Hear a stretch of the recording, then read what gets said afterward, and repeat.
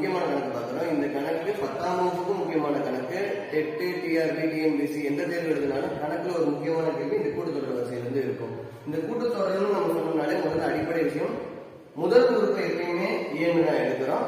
பொதுவான வித்தியாசம் அது கூடிக்கிட்டேவும் போகலாம் இல்லை குறைஞ்சிக்கிட்டேவும் போகலாம்னு சொல்லியிருக்கோம். அந்த பொது வித்தியாசத்தை டின்னு சொல்லியிருக்கோம். இங்க நம்ம பார்க்கக்கூடிய முக்கியமான கணக்கு முதல்ல தெளிவா படிச்சுக்கிறோம். கூட்டுத்தொடர் வரிசையில் அமைந்த அடுத்தடுத்த 3 உறுப்புகளின் கூடுதல் 27. அந்த 3 உறுப்பு என்னன்னு தெரியாது. அந்த 3ஐயும் கூட்டினா 27, அதே 3 மற்றும் அவற்றின் பெருக்கல் பலன் 28. அதே 3 நம்பர் பெருக்கணும்னா 288ன்னு சொல்லியிருக்காங்க. அப்ப அந்த 3 உறுப்புகள் என்னென்ன, 3 நம்பர் என்னென்னு கேட்கிறாங்க. இப்படி கேட்டாங்கன்னா முதல்ல நம்ம வழக்கமாவே என்ன எடுத்துக்கோம்னா, அடுத்தடுத்த 3 உறுப்புகள் சொன்னாலே நம்ம n+1 n+2 எடுத்துக்கோம். இந்த தப்பு இங்க நடக்கக்கூடாது. என்ன காரணம் அப்படின்னு சொல்லிட்டேன். அடுத்தடுத்த உறுப்புகள் சொன்னாலே நமக்கு இதுதான் ஞாபகம் வரும். 1 கூடி கூடி இது ஏழுங்கள்ல சரி. ஆனா இங்க பொதுவான வித்தியாசம் இங்க 1 கூடி இருக்கும். ஆனா பொதுவான வித்தியாசமே நமக்கு என்னன்னு தெரியாது. அந்த ஒரு காரணத்துக்காக தான் இப்படி எடுத்தா அது தவறா போயிடும். அதனால நம்ம எடுத்துக்கிறோம்.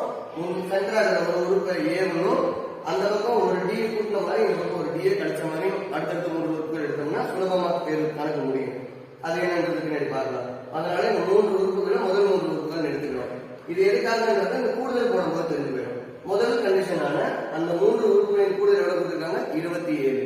அப்ப அந்த 3 உறுப்பையும் முதல் கண்டிஷன் கூடுதல் 27. இந்த 3 உறுப்பையும் கூட்டுறோம். a-b கூட்டல் a கூட்டல் a+b ஈக்குவல் டு 27. இங்க ஒரு a 2a 3a மொத்தம் 3a plus b minus b equal to 27. plus b minus b cancel ஆயிடுது. 3a equal to 27, a equal to 27 by பெருக்கல் இருக்கிறது வகுத்தல போயிடுது by 3. அப்ப a என்ற மதிப்பு 9. அப்ப முதல் உறுப்பு 9ன்னு கிடைச்சிருச்சு. இரண்டாவது கண்டிஷன் என்ன கொடுத்திருக்காங்க, அவற்றின் பெருக்கல் பலன் 288. அப்ப பெருக்கல் பலன் 88 அதே 3 உறுப்பு பெருக்கிற மாதிரி இருக்கணும். a minus b into a into a plus b equal to 288. இந்த ரெண்டு உறுப்புகளும் a plus b into a minus b ஃபார்முலால இருக்கனால a square minus b square, அதாவது a square minus d square எழுதிக்கிறோம். இந்த a அப்படியே வச்சுக்கிறோம் ஈக்குவல் டு 288.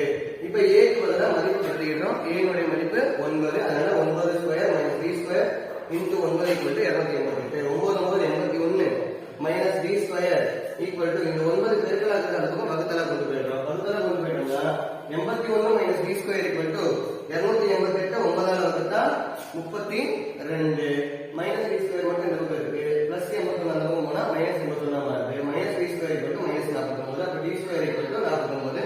அப்ப d இன் மதிப்பு பிளஸ் 7ஆவும் இருக்கலாம் மைனஸ் 7ஆவும் இருக்கலாம். அதனால plus R minus 7.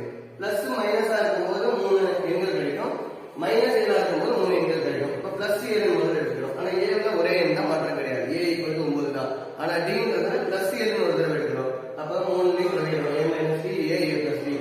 a plus d னுடைய மதிப்பு பிளஸ் a இருக்கு, மைனஸ் 7 இருக்குமா, இங்க மைனஸ் இங்க பிளஸ். அப்ப 9 பிளஸ் இன்டு மைனஸ் மைனஸ் ஆயிடும். 9 மைனஸ் 7 2. 9 அப்படியே வந்துச்சு. 9 பிளஸ் 7 16. 3 எண்கள் கிடைச்சிருக்கு. இங்க பிளஸ் 7 இருக்க மாதிரி இன்னொரு மதிப்பான செகண்ட் கேஸ் மைனஸ் 7 எடுக்கிறோம்.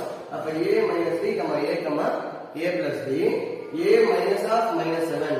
இங்க மைனஸ் d னுடைய மதிப்பு minus 7. Minus of minus 7 9 plus plus of minus 7. Minus into minus plus. அப்ப 9 பிளஸ் 7. 9 அப்படியே வந்துச்சு. Plus into minus minus. அப்ப 9 மைனஸ் 7 9 மைனஸ் 7. 9 7 16 9 2.